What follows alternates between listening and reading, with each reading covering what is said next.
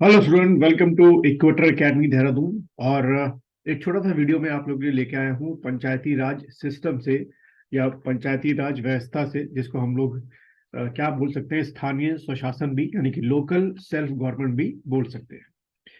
तो ये एक ऐसा टॉपिक है जिससे हर साल, चाहे आप लोअर पीसीएस में बैठे, अपर पीसीएस में या आरओ के एग्जाम में देखें, इससे आपके एक क्वेश्चन या दो क्वेश्चन जो है वो इस चैप्टर से आते ही आते हैं। तो इस वीडियो लेक्चर के थ्रू सीधे हम लोग उन पॉइंट्स को डिस्कस करेंगे, उन मुद्दों को डिस्कस करेंगे जिससे आपके एग्जाम में जो एमसीक्यू क्वेश्चन है वो बन सकते हैं। चलिए शुरुआत करते हैं। तो सबसे पहले आपको ये समझना है कि जो पंचायती राज से रिलेटेड जो आपके क्या है कमिटीज थी, वो कौन कौन सी कमिटीज थी। ठीक है, ये सबसे पहला क्वेश्चन जो है यही पूछ लेते हैं कि जो समिति या कमिटीज बनाई गई थी वो कौन कौन सी थी और उनका ईयर पूछ लेते हैं। ठीक है, तो कई बार ऑर्डर में लगाने को आता है। तो सबसे पहले जो कमेटी थी वो थी आपकी बलवंत। ठीक है, मैं थोड़ा शॉर्ट में लिख रहा हूँ, आप लोग पूरा लिखेंगे, बलवंत राय मेहता कमेटी। ठीक, बलवंत राय मेहता कमेटी। ये कमेटी 1957 में बनाई गई थी, जब तक हमारा पंचायती राज जो है कॉन्स्टिट्यूशन में जोड़ा नहीं गया था, मतलब कि किसमें आर्टिकल्स मैंडेटरी नहीं कर दिया गया था, उसके पहले की बात है। तो बलवंत राय मेहता कमेटी, ध्यान रखना, कब बनी थी? 1957 में बनी थी। क्योंकि एक चीज आपको समझनी है कि पंचायती राज जो व्यवस्था थी 1992 से पहले जो था, ये किसके अंडर में लिखा हुआ था? डीपीएसपी के अंडर में। ठीक है, यानी कि directors principle of state policy. तो आपको ये एक इमेजिनेशन करके चलनी है कि 1950 से लेकर, जब हमने कॉन्स्टिट्यूशन को इम्प्लीमेंट किया, तब से लेकर 1992 तक आपका जो पंचायती राज व्यवस्था था वो डीपीएसपी में था, director principle of state policy, यानी कि राज्य के नीति निर्देशक तत्व। तो ये राज्यों के ऊपर होता था कि वो पंचायती राज सिस्टम अपने आप बनाए या ना बनाए। लेकिन जब 92 में आपका 73rd अमेंडमेंट हुआ, ठीक है, और पंचायती राज के लिए बकायदा आर्टिकल्स बनाए गए, बकायदा शेड्यूल बनाए गए, बकायदा उसको पार्ट में जो है वो जोड़ा गया, तब ये मैंडेटरी हो गया। ठीक है, तो हम लोग जो अभी डिस्कशन कर रहे हैं उसके पहले की बात कर रहे हैं, यानी कि 92 से पहले की बात कर रहे हैं, किस तरीके से आपकी अलग अलग राज्य सरकारों ने पंचायती राज को इंप्लीमेंट करने की कोशिश की। तो बलवंत राय मेहता कमेटी, लिख दिया होगा आप लोगों ने, 1957 आपकी थी।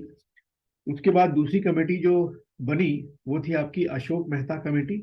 ठीक है, ये कमेटी जो है वो 1977 में जो है बनाई गई। उसके बाद तीसरी कमेटी जो आपकी बनी वो बनी डॉक्टर राव कमेटी।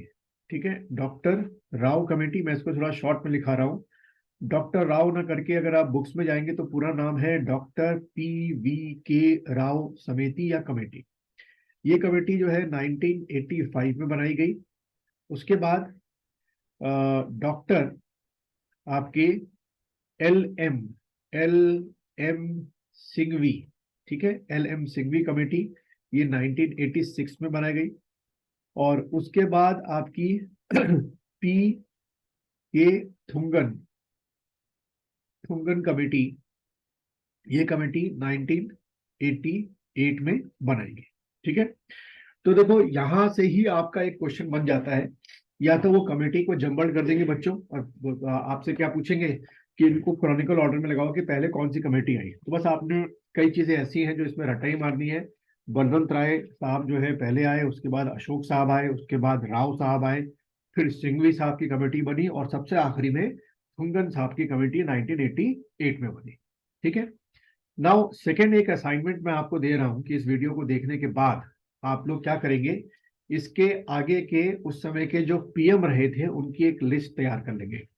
यानी कि 57 में पीएम कौन था, 77 में पीएम कौन था, 85 में पीएम कौन था, 86 में पीएम कौन था, और 1988 में जो है पीएम कौन थे। क्योंकि पीएम जो भी उस समय रहा होगा वो चाहता था कि भाई पंचायती राज सिस्टम क्या हो, इम्प्लीमेंट हो, उसको लीगल फॉर्मेलिटी, कॉन्स्टिट्यूशनल फॉर्मेलिटी मिले। ठीक है, और इसीलिए वो लगातार जो है वो कमेटियां बनाए जा रहा था।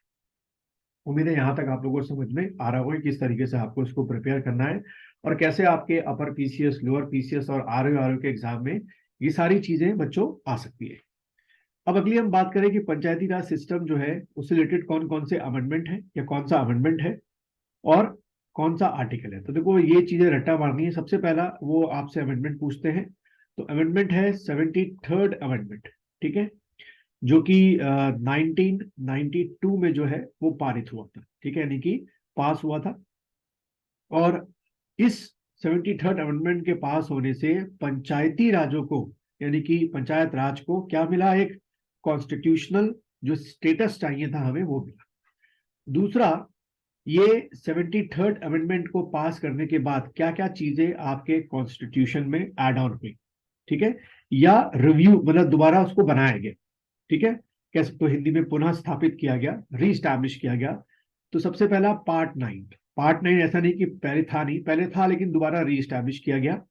तो क्वेश्चन कैसे आता है कि आउट ऑफ दीज 4 किस पार्ट का संबंध जो है वो पंचायती राज से। तो टिक्का लॉजिक रटिफिकेशन क्या करोगे बच्चों कि पार्ट 9 का जो संबंध है, जो रिलेशन है, वो किससे है, पंचायती राज से, ठीक है। एक तो ये चीज जोड़ी गई। दूसरा आपका क्या जोड़ा गया, 16 नए आर्टिकल्स जो हैं, ठीक है, 16 नए आर्टिकल यानी कि अनुच्छेद जो हैं वो आपके जोड़े गए, ठीक, जो कि लगभग 243 से शुरू होते हुए आपका 243 ओ तक गए थे, ठीक है। उसके बाद आपका जो 11th शेड्यूल था, ठीक है, यानी कि जिसको हम लोग हिंदी में बोलते हैं 11 अनुसूचियां, वो आपकी इसमें क्या हुई, आपकी जोड़ी गई, ठीक है, 11 अनुसूचियां जोड़ी गई। और उसके बाद 29 यानी कि 29 सब्जेक्ट्स, ठीक है, या हिंदी में हम जिसको क्या बोलते हैं विषय, ठीक है, 29 जो विषय थे वो आपके जोड़े गए। तो देखो ये आपको याद रखना है कि इस 73rd अमेंडमेंट से आपकी 4 चीजें जो थी वो आपके संविधान में या कॉन्स्टिट्यूशन में जो है एडाउन हुई। पार्ट 9 सबसे पहला, ठीक है, मतलब रीस्टैब्लिश हुआ। दूसरा आपका 16 आर्टिकल्स जो कि 243 से 243 ओ तक है। उसके बाद 11 शेड्यूल, 11 अनुच्छेद आपके हो गए। उसके बाद 29 आपके क्या हो गए, सब्जेक्ट्स जो है वो आपके इसके अंदर में हो गए, ठीक है। तो ये आपको ध्यान में रखना है, ठीक है।